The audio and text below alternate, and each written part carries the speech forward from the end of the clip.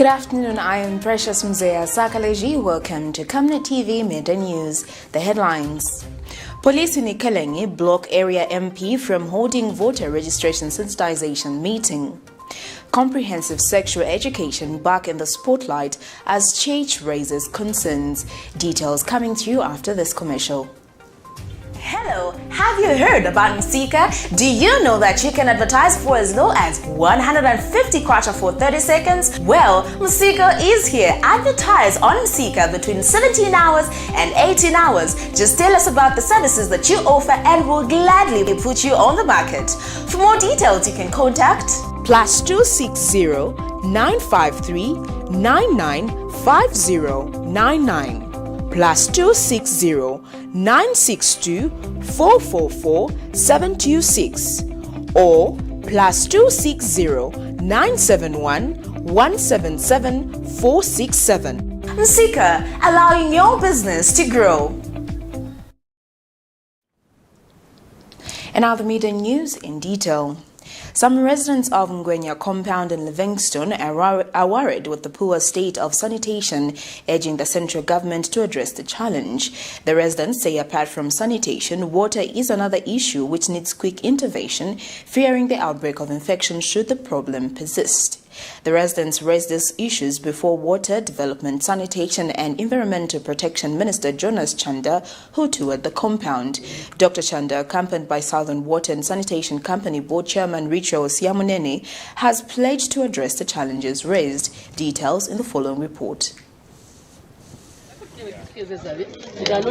The erratic water supply and lack of decent toilets in Livingstone's Ngwenya compound has angered the residents who have been covering about 5 kilometers to access the commodity. A check in the area revealed that most households only receive water for less than 8 hours a day and are using makeshift hands as toilets. The residents want authorities to quickly deal with the challenge which has troubled them for many years, saying it has become worse considering the onset of the rain season. mzasokonezeka kuna type ya toilet ametili nayo mizine ya pitra not good pitra ni matoilet saja mapita kuchapenda ngwa kumba chabe bapanga pamene paja then challenge ametili nayo manzi kuno kungwenya tilibe manzi tawo yonse especially October ametili nda kumankala dry nothing completely and kuyangana matoilet ametili nayo chima kangwa chochita nikumbuka pa last pamene yamba October tunaita wa radio msotunya tunakamba nao uti please mutianganire kuli corona hapa musati vale chwa tizadwala. They disclosed in Livingstone when Water Development, Sanitation and Environmental Protection Minister Jonas Chanda visited Livingstone's Ngwenya compound. Mapezeka mwiki manzi pezeka kosena mene oro 3-4 days koti akabaenda sometimes covering a week kulibe manzi so sabe so kumkometma tanzi wako na manzi ni line up kazmeni. Dr. Chanda, who area toured the Southern Water Sanitation Company treatment plant and raw water intake, has however committed to address some of the sanitation challenges faced in the area. He says, like in the medical field, the water and sanitation challenges will require diagnosis before deciding a treatment plan. We are doing something about it. I'm a medical doctor, so if you come to the hospital, we first diagnose you, then we treat you. So we know the diagnosis, we know the problem. All the infrastructure, the population has grown. That is why you have challenges here, like water issues, the sewer, we've seen the pit latrines. But I want to say that government, in cooperation with our cooperating partners, the German government will be actually doing something about it. Yeah, so the German government has pledged, to give to contribute about 10.8 million euros. So that 10.8 million euros will be used to modernize the water supply in Livingstone, sanitation, and also Choma. So Choma and Livingstone. And Swasco Managing Director Gift Monde is confident that the water and sanitation challenges faced in Ngwenya compound will soon be over because the utility firm is boosting the 3,000 cubic litre reservoir which were installed in 2015 in Livingstone. Mr. Monde explained that Ngwenya also benefits from the partnership with Unilever to enhance behavioral change on sanitation among the residents. As advised, we are going to twin with Osaka Water to also learn from them, since they are advanced in terms of sanitation, pick ideas from there, then blend them with a solution that we want to bring and discuss with the communities here. You may wish to know also that we did a demo here.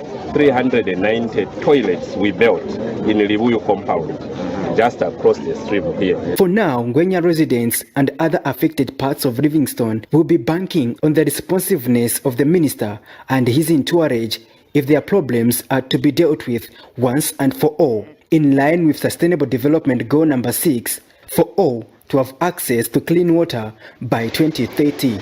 Patrick Soko, Camnet News.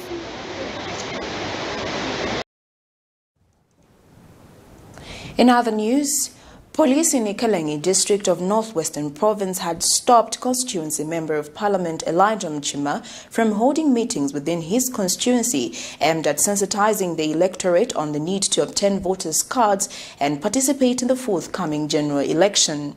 IKELENGI District Police in charge Edward Chuala tells Camnet TV News in a telephone interview that the decision had arrived at his command that no manpower to marshal political meetings. But Mr. Mchima explains that this is not the first time the officers are stopping him from touring his constituency. He wonders why every time he is in the constituency, police would always be on his tail. It is the duty of every elected and non-elected leader to ensure that they encourage would-be voters to obtain voters' cards so as to have the power of choosing their desired leaders in 2021. However, the sad reality in IKELENGI district of Northwestern Province is that the police are blocking the area Member of Parliament, Elijah Mchima, from engaging his electorate with a view of encouraging them on the need to register as voters, among other political matters. While elected members of Parliament are not supposed to get permission from the police to hold meetings in their constituencies, they are instead being asked to first get that authority from the men and women in uniform before interacting with their voters. Notified the police in writing that I needed to make a visitation of my wards to address meetings in the ward, so that I sensitize people on the need to register now. Unfortunately, we went to the police. I had a long discussion with the police officer in charge, who has bluntly said, I'm not allowed until after the voter registration because he has no manpower. He also wonders where this alien rule is coming from, as it never existed a few years ago. I'm surprised that every member of parliament in the whole country, they have got the freedom to address and educate their people. But this is not the case with me. Mr. Mchima asks why the PF continue to have meetings in the area while the opposition are ever being blocked. The PF government is so segregative. They are allowing a man like Mbaya, allowing a man like Martin Mbaya, who has no position in the government, to be holding public meetings at will in my constituency.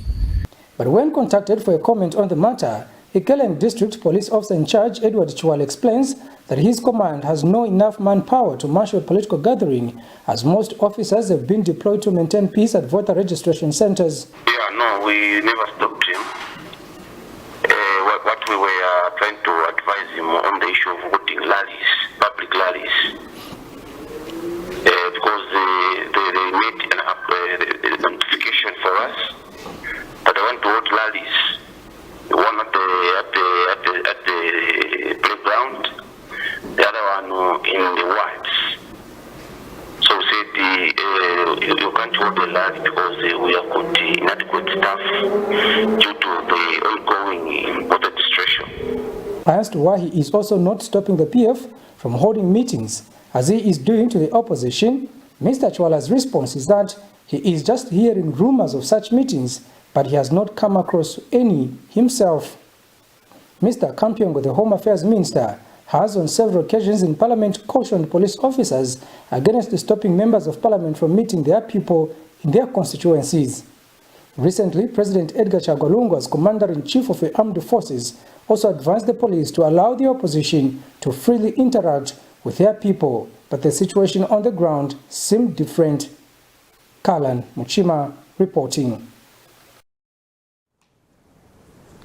Stakeholders are confident that the convened multi-sectoral technical review of the comprehensive sexual education curriculum will yield positive results. Zambia is a signatory to the 2013 ministerial commitment of comprehensive sexual education and sexual productive health services for adolescent and young people in Eastern and Southern Africa. But the Council of Churches in Zambia says it is not necessary against comprehensive sexual education, but is concerned with what will be taught to the learners. CCZ General Secretary Father Emmanuel Chikoya says the church mother body supports intervention aimed at equipping young people on their sexual and reproductive health rights, but will not support a program aimed at changing the sexual orientation of school-going children. Existing figures show that 31% of Zambian girls are married before their 18th birthday and 6% are married before the age of 15. Reproductive health problems such as HIV, unwanted pregnancy and unsafe abortion among adolescents are closely linked to insufficient knowledge about sexuality and reproduction. With support from international agencies since 2013-2014, Zambia has been implementing the age-appropriate CSE curriculum targeting pupils from grade 5 to 12 in schools. However, this subject recently ignited a lot of debate in the country. Positively, Religious Affairs Minister Godfrida Sumaili and her counterpart, the Minister of General Education, Dennis Wanchinga, cleared their misunderstandings and they are confident of the positive outcome on the ongoing talks. I took some time to engage young people to get their perspective on comprehensive sexuality education, and one of them had this to say on this matter. For me, right now, to learn about sexual education, I think it is important because some children, when you tell them through the word of mouth, they won't believe you or they won't understand you. But unless when you try to explain to them, they have the little bit of understanding, you teach them whilst they're still children. Because even though we are children, we are able to know some certain things. Without our parents or our teachers to tell us, we are able to know something.